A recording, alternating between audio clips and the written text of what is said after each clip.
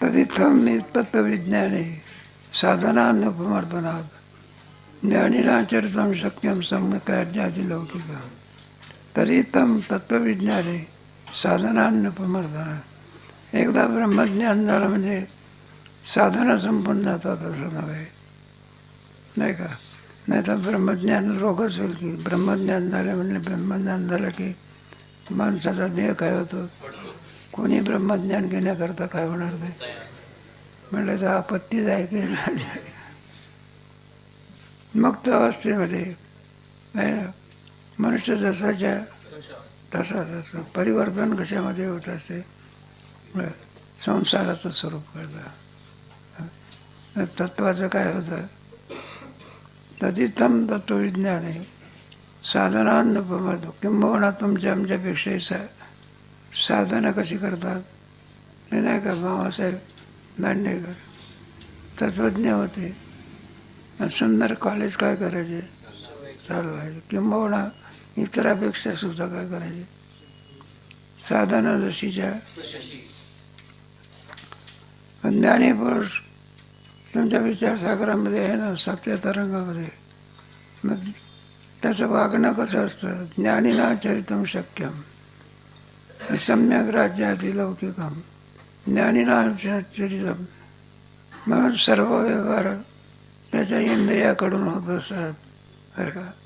तोही नेत पश्चन सुरमान स्पशन जिग्रन, तोही तुमच्या आमच्याप्रमाणे जीवन करतो, सगळं काही करतो, पण बोध असतो काय असतो. ज्ञानिना चरितं शक्यम. जनक राजे काय चालत होते, राज्य चालत होते की, पण तत्त्ववेज्ञ होते. मास्तिदा जनका सम्यक राज्य अधिराज्य, तरी तत्त्ववेत्ते होते. कोण? जनक राजे कोण होते? अरे आपल्या भारतामध्ये तुम्हाला राष्ट्रपती राधाकृष्णन होते बघा, राष्ट्रपती होते. सगळ्या विद्येचा काय होता माहेर करा, अपाट विद्या होती. मामा गोड वर्णन करून सांगायचे. आणि ते मामांचे गुरु होते ना R.D. रानडे म्हणून, त्यांना फार मानायचे राष्ट्रपती राधाकृष्ण म्हणून. मामांचं वर्णन राष्ट्रपती करायचे. कोणाचे? दांडेकर महाराजांचे. मग सम्यक राज्यादी लौकिकम.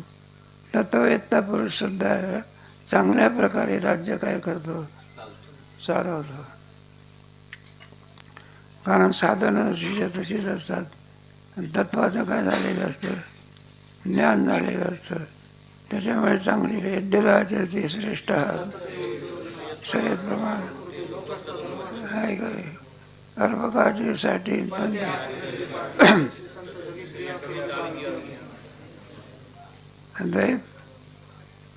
दुसरा श्लोक याचा पार, मिथ्यात्व बुद्ध्या तत्रिच्छा नास्तिची तरी मा असुतात. ध्यान ध्यान तो व्यवहारान यथारद्धम असत्यम. हो म्हटलं ते व्यवहार होतो याचं तुम्ही म्हणतात, पण त्याच्या ठिकाणी तर सत्यत्व बुद्धी नसते. तत्वज्ञान झालं म्हणजे संसाराच्या ठिकाणी असणारी सत्यत्व बुद्धी काही संपली का. जोपर्यंत ज्ञान होत नाही तोपर्यंत सत्यत्व बुद्धी. आपण मंगल कार्यालयामध्ये गेलो, मोठी मोठी फुलं दिसतात सुंदर, आपल्याला वाटते फार सुंदर सुगंध येईल याचा, मग तोडण्याकरता जातो. आणि हाताला फूल लागते की कागद लागतो, बुद्धी पालट कशात झाला होता. आतापर्यंत काय समजत आहे, आता मिथ्या. एकदा ज्ञान होत नाही तोपर्यंत संसाराचं सत्य. तुम्हाला जाणीव जे तर नदी गे तर काय अर्जुना ज्ञान ज्ञान अज्ञान हरपे निज्ञान करपे. नाही कर अज्ञान हरपे करपे, ज्ञान ते संपूर्वे परिवर्तन होतं ना त्याच्यामध्ये.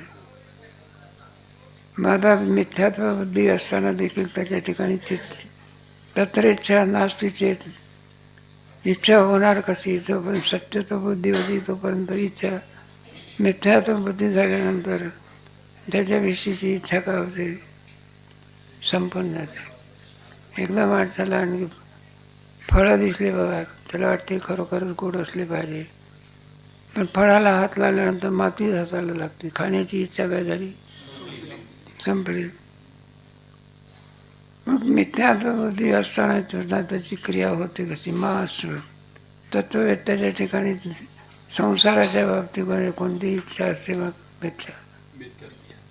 मग दुःख बांधवडी आहे सकाळचा विचार स्वप्नेचे चेहरे. मग मिथ्या असताना त्याला तर चित्त्या इच्छा होईल कशी? म्हणलं तसं काही नाही, सर्वांनाच इच्छा होत असते. जोग महाराजांचं उदाहरण देऊन सांगतात. कोणीतरी आणखी जोग महाराजाला विचारले, बा म्हणलं काय? तर मी तर म्हणलं साधू आहे की. म्हणलं बरं, तुझी इच्छा काय आहे? म्हणलं आम्ही असं ऐकलं की तुम्ही लोण्यात खडी साखर खात असता. म्हणजे जोग महाराज म्हणायला लागले, तुझी काय इच्छा आहे? आंबवून खाऊ का? मी काय म्हैस का? चांगल्या प्रकारे काय होतात? व्यवहार होतात. पण बुद्धी कोणती असते? मिथ्या. आपली बुद्धी कोणती असते? सत्य. फरक एवढाच आहे. नाही का रे? आपल्याला वाटते विषयाचं सुख आहे, आणि तत्ववेत्याला माहिती असते स्वचं सुख आहे. तैसा हृदयामध्ये असता सरस. त्या कुत्र्याला असं वाटते हाडातच काय आहे? रक्त आहे, बरं का? पण ते हाडातलं रक्त नसून त्याचं दाढेतलं असते, पण त्याला काय नाही. म्हणून ध्यानात्वा व्यवहारन यथारब्धम असतय. मग तो ध्यान करो तो व्यवहार करो, त्याचं जसं प्रारब्ध असेल त्या प्रारब्धाप्रमाणे तत्ववेत्या पुरुषाचं, मुक्त पुरुषाचे व्यवहार होतात. जो जीवनमुक्त आहे त्याचा व्यवहार कुणामुळे होतात? प्रारब्ध शिल्लक असेल, आणि ते प्रारब्ध जसे असेल त्याप्रमाणे. प्रारब्ध मात्र भोगूनच काय करावं लागतं? संचित वगैरे सगळं जळून जातं. ज्ञानाग्नी सर्व कर्माणी. आता उपासकाच्या बाबतीमध्ये इदानी उपासकत्व सौम्य वैषम्यम दर्शयते. उपासस्तु सततम ध्यायाने वसिद्ध्यता ध्यानेनैव कृतं तस्य ब्रह्मत्वं विष्णुतारे. उपासकस्तु सततम ध्यानेनैव वसिद्ध्यता. कारण असं आहे, उपासक आपल्याला इंग्रजी पाठ करावं लागते, आणि आणखी त्या याच्यामध्ये लंडनमध्ये आपण असलेल्या लोकांना इंग्रजी पाठ करावं लागते का? दुसऱ्याला मराठी शिकायचं असेल तर, आणि आपण मराठीमध्ये असल्यामुळे आपल्याला विसर द्यायचे नाही. उपासक असतो सततम ध्यायाने वसत. पाठ केलेली ओळी असेल तेव्हा पुन्हा पुन्हा पुन्हा आवृत्ती देऊन काय करायला लागते? मग त्याने सतत ध्यान केलं पाहिजे. उपासक वेगळा आणि तत्त्वज्ञानी वेगळा. तत्वाचं फल ज्याला प्राप्त झालेलं आहे त्याला तत्त्वज्ञ असं म्हणायचं. उपासक म्हणजे अजून फलाची प्राप्ती व्हायची, साधनामध्ये हे आहे, त्याला काय म्हणायचं? उपासक. आणि साध्य प्राप्त झाला तो तत्त्वज्ञ. म्हणून उपासकाने सततम ध्यायाने वसत. हे गाथा पाठ करणारे, ज्ञानेश्वरी पाठ करणारे विद्यार्थी असतात. पाठ जरी केलं तरी सारखी काय दिसतात? कारण पुढे काय पडतो? विसर पडत असतो.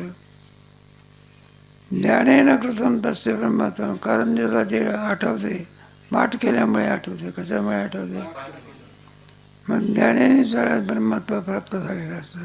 विष्णुता दिवस नाही का? ध्यानाने झालेला ब्रह्मभाव वेगळा, आणि ज्ञानाने झालेला ब्रह्मभाव वेगळा. ज्ञानाने झालेला ब्रह्मभाव एकदा ज्ञान झालं की संपलं, पुन्हा पुन्हा करण्याची काही आवश्यकता.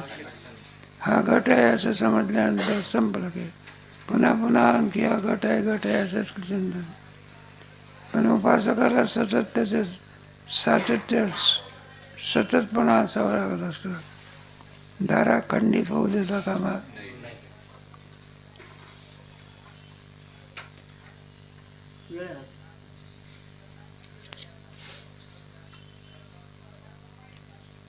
ध्यानोपानादकम यत्न ध्यानाभावे विलीयते वास्तवे ब्रह्मता नैव ज्ञानाभावे ध्यानोपानादकम यत्न ज्ञानाभावे.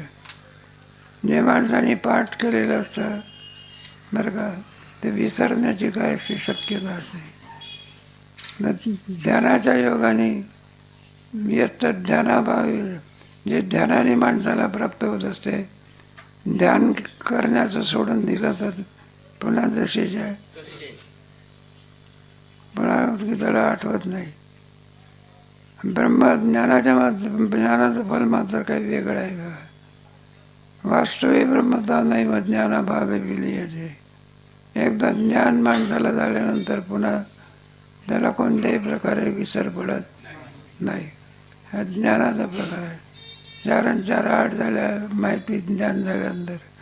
किंवा आणखी तो काय म्हणत असतो, 4 आणि 4 7 म्हणतो का, मग काय म्हणतो तो 8च म्हणत आहे, कारण त्याचं ज्ञान झालेलं आहे. काय झालेलं आहे, वास्तविक ब्रह्मता नैव. आता वेदांतशास्त्र आहे. वास्तविक म्हणजे सत्यत्व भावाला, ज्याचा कधी बाध होऊ शकत नाही त्याला वास्तव असं म्हणतात. बाध होत असेल तर मग ते अवास्तव असते. ज्ञानाच्या योगाने बाध झाला किती मिथ्या होत असते. आणि ज्याचा बाधच होऊ शकत नाही त्याचा काय असते, नाही बा.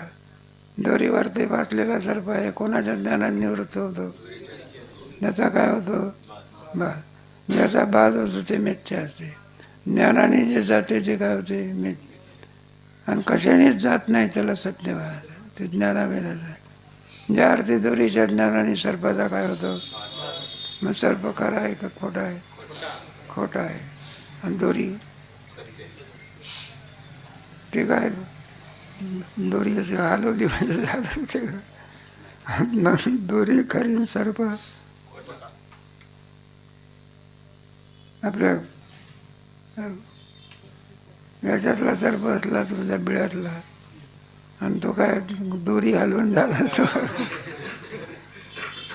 जे ज्ञानाने त्याचा आणखी लय होत असतो त्याला बाध असं म्हणत असतात.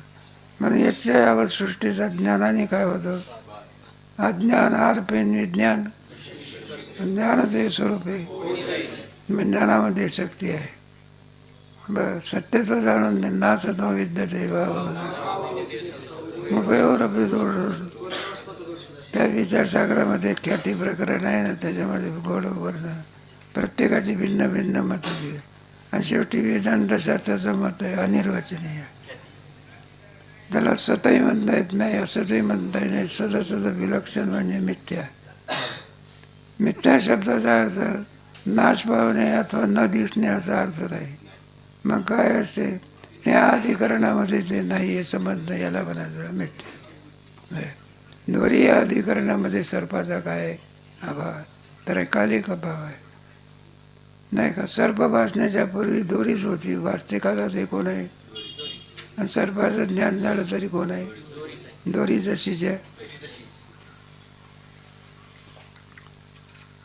सहजतेचा दृष्टांत आहे. वास्तविक ब्रह्मता नैव ज्ञानाभावे.